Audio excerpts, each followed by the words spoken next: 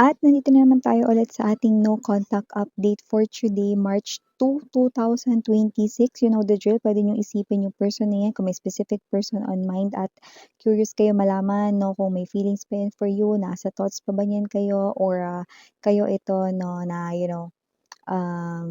gusto niyo lang malaman kung may gagawin siyang actions dito or kahit plano, gano'n, na konektado or related sa'yo or kung ano lang yung ginagawa niya.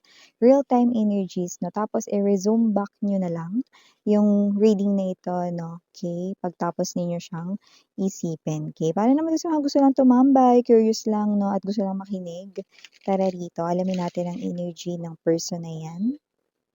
So, just take only what resonates. No, paalala lamang na wala tayong gender dito, babae, lalaki, LGBT.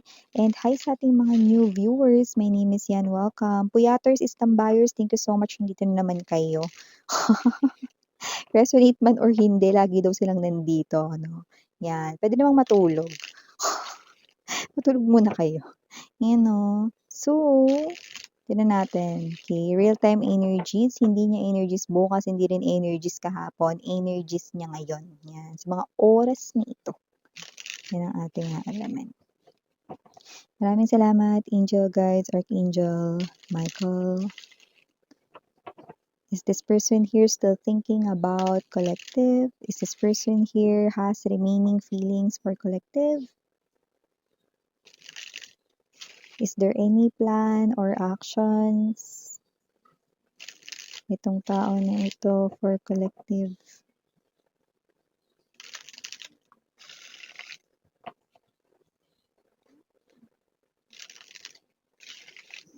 Okay.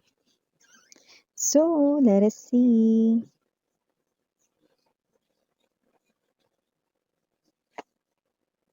Page of Swords. The World. Eight of Pentacles. Five of Swords. Queen of Coins or the Queen of Pentacles, Page of Swords, no, Ace of Swords, pero tinawag ko siyang Page of Swords. Mandito rin pala yung ating Page of Swords. We have here this Knight of Wands sa bottom of the deck, Ten of Swords, Seven of Swords. Ay, go. Kaawa-awa ang energy niya ngayon. Yan, no. Hindi naman sa parang literal na, no, sinasaktan niya yung sarili niya. Hindi naman, no. Pero parang may energy rito na hinahayaan or pinababayaan niya yung kanyang sarili, no. So, I'm getting this type of energy that there's something about the climate, klima, parang ganito yung nakukuha ko. Example, okay? Umuulan, umaambon, hinahayaan niya lang na maambunan yung sarili niya kahit may payong siya. Yan. May payong man siya o wala, nagpapabasa siya sa ulan. Hinahayaan niyang sumakit yung ulo niya pag naambunan siya. Yan. Ganun din kapag tirik na tirik yung araw. May payong naman pero pinipili, no, slow mo pa yung paglakad under the sun, no. Yung tipong masusunog yung balat mo, posible ka magka-sunburn, may payong ka naman, di mo gamitin, yan. Parang ganun. Parang sinasaktan niya yung self niya dahil pinababayaan niyang gano'n. So, kung sino man 'tong energy na 'to na parang di siya nagpapayong kapagka umuulan or mataas ang sikat ng araw 'no, hindi niya shini-shield yung sarili niya rito, okey? Tapos 'no, parang nililimit niya rin dito yung kain niya, 'yan 'no. Yung iba literal na nagtitipid dito 'no, with this World card energy to the Eight of Pentacles 'no. Parang kahit na gutom pa siya, hindi na siya kakain, 'yan 'no. Yung iba nga may extra pa rito, like extrang pambili. Like let's say, pabili pa naman siya ng merienda rito pero hindi niya bibili, 'yan 'no. Parang sa gano'ng paraan niya, parang yung sarili niya yung parang inaapektuhan niya rito. Nakuha mo? Bakit gano'n, Miss Yan, okay? Kasi we have here this Queen of Pentacles, this is you, and this is the Ace of Swords, pero tinawag ko 'tong Page of Swords, but the Page of Swords is also here, right? So, ibig sabihin itong tao na 'to 'no, alam niya na hindi niya rito basta maibabalik yung nakaraan or yung panahon na kayo pa. Okay, kahit na ano rito ang kanyang ginagawa 'no, upang ito ay manumbalik or maibalik 'no. The damage has been done, Five of Wands energy, may mga naapektuhan rin sa paligid ninyong dalawa at mukhang sinisisi niya na ngayon ang kanyang sarili sa naging katapusan ng inyong relasyon or connection. So in other words 'no, parang pinarurusahan niya yung kanyang self, okay. So parang ito 'no, na alam mo yung dapat justice 'no, karma na dapat yung magha-handle ng situation, which is darating yun sa kanya 'no. Pero ang ginagawa niya rito, inuunahan niya na yun 'no, hindi ko alam kung nagpa-practice ba siya bago siya ma-karma 'no, or pinaghahandaan niya warm up, 'di ba, warm up siguro 'no, bago niya saluin yung karma niya 'no. Pero nakikita ko rito with the World card energy, totoo talaga 'no, na itong tao na 'to ay talagang ginagawa ito ng kusa, hindi para magmo-macho sa paningin niyo 'no, or hindi para magpa-impress dito 'no. Kasi with the Knight of Wands energy, malinaw na malinaw rito, nakitang-kita ko na ang taong ito ay certified player. So, ibig sabihin yung pag-stab in the back niya sa inyo rito ay walang iba kundi nag-involve siya ng third party interference sa inyong connection or relationship way back din na ngayon ay pinagdudusahan niya na 'no. So ibig sabihin minsan hindi pa siya kina-karma, hindi pa, parating pa lang yun. Darating yun. Pero ang taong ito ay dahil nauna yung pagsisisi niya rito bago yung karma, bumabiyahe na kasi yung karma mga babes, eh, 'no. Bumabiyahe na. So, puwedeng wala pa yung karma, pero inunahan niya na, 'yan, 'no. Kaya nga sabi ko sa inyo baka nagpa-practice siya warm up, 'di ba? Parang trial sa impyerno, gano'n. Uy, sakto, magsa-summer na, talagang maganda talaga yung napili niyang oras para magkaroon ng trial sa impyerno, 'di ba? Para bago siya pumunta dun, alam niya na yung feeling, 'di ba? So, gano'n ko trial sa impyerno. Pero totoo yung pagsisisi niya, nakita ko naman dito. Pero kung sino man 'tong energy na 'to na lumalabas rito 'no, na mukhang nag-try na ito na kausapin kayo, pero konti lang. Parang nagparamdam lang siguro siya sa text, sa, pag-miss call ng phone niyo kung alam niya yung number ninyo 'no, or, pag-chat sa inyo, konti lang, like puwedeng konti lang yung sinabi niyo ron, yung iba naman puwedeng kinakamusta lang kayo, nag-hi gano'n, nag-hello, 'yan. Okey, parang yun kasi yung una niyang bungad, kung magre-reply ka papansinin mo siya, dun niya ipapasok yung parang ano yung mga gusto niya ritong banggitin, sabihin, 'yan 'no. Yung iba nagawa naman yun na itawid with the Eight of Pentacles energy 'no, pero wala pa ring nangyari. Siguro dahil nga kasi iniiwasan niyo na talaga siya, Seven of Swords. Kasi nga na-realize ninyo na dapat hindi na kayo nakikipag-deal sa ganitong klase ng tao 'no. Pero speaking of karma naman talaga, parating na yun. Okey, lahat naman, ng ginagawa na hindi maganda may karma yun, oo. 'Di lang nga lang natin alam ano eksaktong oras nun at panahon, pero yung kanya hindi pa nangyayari yung karma niya, paghandaan niya. Handa na lang siya, at least may time siya mag-prepare, 'di ba, hindi surprise. Pero dito nakikita ko na nauna yung pagsisisi niya bago yung karma. Nanghihinayang na siya ngayon bago yung karma, 'di ba? So dalawa, in other words, dalawa yung matatanggap niya, 'di ba? So pinaparusahan niya rito yung self niya 'no, iba-iba yun, iba-iba yun. Nagbigay lang ako ng example kanina kasi lumabas yung climate, yung klima. So ibig sabihin kahit umuulan, may payong, 'di siya nagpayong. So hinahayaan niya rito na ang maging sunod nun, magkasakit siya, 'di ba, magkatrangkaso siya kasi nagpaulan siyang literal kahit may payong naman, 'di ba? So mga gano'ng klase 'no, and siya ito na puwedeng tinitipid niya rin dito yung sarili niya sa food, 'yan 'no.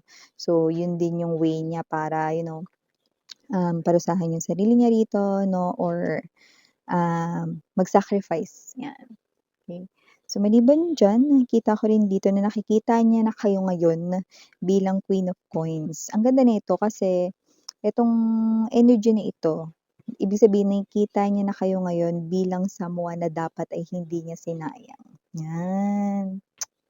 Pero anong magagawa natin 'no, ang pagsisisi ay laging nasa dulo, hindi yan nasa unahan kasi walang magsisisi 'pag nasa unahan niyan, 'di ba? So, gano'ng klase ng energy. Pero nakikita ka niya ngayon bilang someone na kapagka nagkagusto ka sa iba or ikaw ito na meron ng person ngayon sa tabi mo, ang swerte-swerte naman nung tao na yun 'no, what's this, at ang malas-malas niya naman dahil nasa kanya ka na, pinakawalan ka pa niya, 'yan. Kasi with the world, tapos na ang chapter ninyo, nagkaroon na ng tuldok. Itong no contact situation na 'to ay literal talaga, like puwedeng, you broke up, you guys 'no, and yung iba puwedeng separated ganyan 'no, as in disconnected na talaga 'no, pati sa communication 'yan 'no. So iba dito may lumbas na bata 'no, so puwedeng yung iba rito may anak kayo pero parang nag-uusap lang kayo because of the child or because of the children, okey. So whatever the case may be, may gano'n. Pero mas nagpapahirap yun ng loob niya kung may anak kayo kasi nakikita niya pa rin kayo rito. Okay. So, parang mas mabigat 'yun para dun sa mga, ex ninyo 'no, na meron kayo ritong anak 'no, kasi parang yung energy niya rito 'no is mas dagdag yung torture 'pag nakikita ka niya tapos dinededma mo siya. 'Di ba? O yung iba wala naman kayong anak nito 'no, pero nakikita ko rito 'no, na itong silence or pagiging pandededma niyo sa kanya 'no or hindi ninyo rito pag-reach out or hindi niyo response or reply sa kanya ay isang laking bagay, big deal 'yun sa kanya, okey. Kasi nagiging emosyonal siya and at the same time ang taong ito ay mas nagiging sensitive ngayon, okey. Sensitive na siya dati pa, okey. So, mas nagiging sensitive siya ngayon. So, lumalabas rin dito with the Knight of Wands energy that this person right in here ay someone na nakikitaan natin dito ng energy 'no, na nakikita ka rin niya as someone na parang alam mo 'yun, parang dragon 'no. Someone na parang, um, yung if ever na parang kukulitin mo siya ta's umabot ka sa sukdulan, parang hindi mo na mapipili or hindi mo na masasala rito 'no, yung mga babanggitin or sasabihin mo, na gano'n ko nakikita. Like yung galit mo, na kinimkim mo 'no, 'pag pinilit ka niya dito, alam mo yung ayaw mo siyang kausap pero 'pag nagsalita ka, boom, tapos siya. Pero gayunpaman, nakikita ko rito na itong tao na 'to ay nagpapakita naman ng energy ng pagsisisi, panghihinayang 'no. Pero ewan ko 'no, hindi ko alam kung nasobrahan ba 'to sa panonood ng drama 'no, kasi mukhang, yung mga pinagagawa niya dito kaya nga yun yung mga binigay kong example kanina 'no. Kasi yung mga pinaggagagawa niya 'no ay pasok sa banga 'no ng mga romantic dramas 'no, yung pagka may ganyan 'no, naglalakad 'no sa ilalim ng ulan 'no, habang naka-backpack 'no, may payong pala sa loob, 'di ginamit 'no. Tapos uuwi ng bahay 'no, imbes na maligo agad, 'di ba, tutunganga pa, uupo pa dun sa sulok. Iiyak pa dun, 'di ba? So, in other words, nagiging dramatic siya and at the same time, mas nagiging emosyonal 'no, at ito ay magpapatuloy pa 'yan. Ay naku, ba't niya kasi ginawa yun, 'di ba? Hindi naman pala niya kayang i-handle ang ganitong klase ng torture sa feelings at emotions, 'di ba? Dapat kasi 'pag gumagawa ka ng kasalanan, dapat matapang ka para pagka hinampas ka ng karma, masasalag mo. Hindi yung 'pag nandiyan di mo na alam yung gagawin mo, 'yan ganyan-ganyan siya, 'di ba? 'Yan. Ay go, okey. Pero siyempre wala naman akong nakikita rito na kailangan ninyong gawin 'no. Alam niyo itong ating no contact segment update 'no, ay para lang malaman natin ano ba nangyayari sa kanya 'no, pinagtsitsismisan natin siya everyday, kung kaninong ex 'no, yung ating mahahagip 'no. So 'yan, 'di ba? There you go. Okay. Letters, initials right in here that we're seeing. Capital letter F, capital letter J, capital letter D, capital letter S, capital letter E, capital letter Y, and capital letter E. And a small letter O. Yan. So, mga babes 'no, Hey, pick up only the messages that resonate for you. Please do check out other channel if interested for more collective readings. And again, I'm your Yana on me for the girls in Yana. Do now for the boys. Sarang hail, love and light, my loves. Annyeong.